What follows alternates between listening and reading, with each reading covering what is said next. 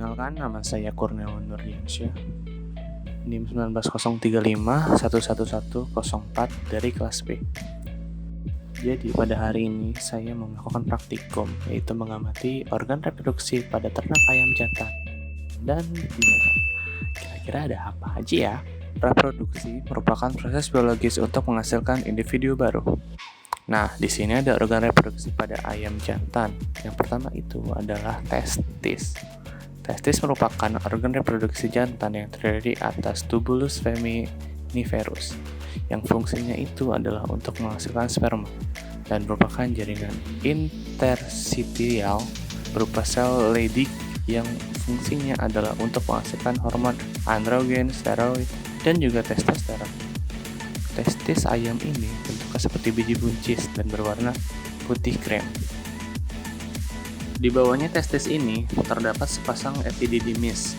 Nah, ini fungsinya adalah sebagai jalan cairan sperma ke arah kaudal menuju vas deferens.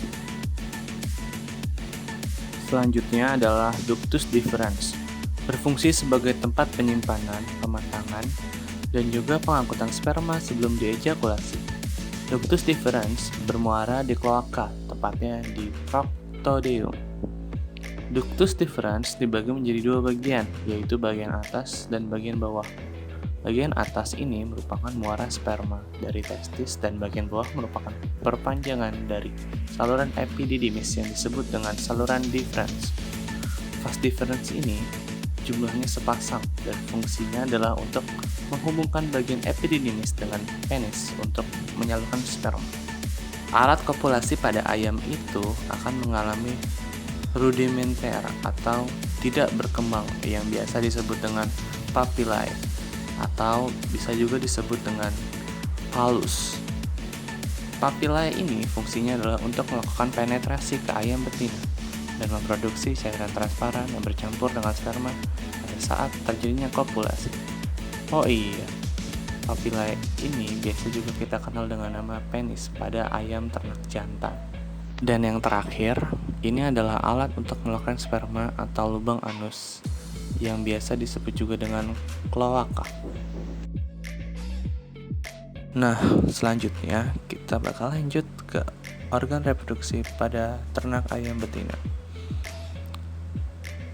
Organ reproduksi pada ternak ayam betina dibagi menjadi dua. Yang pertama adalah bagian primer atau ovarium, dan yang kedua adalah bagian sekunder atau oviduk.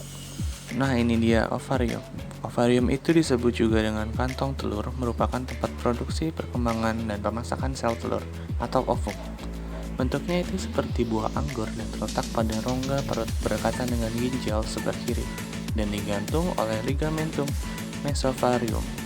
Di dalam ovarium ini juga terdapat folikel yang terbentuk yang merupakan awal mula dari kuning telur. Ia akan membesar semakin lama dan membentuk seperti bola.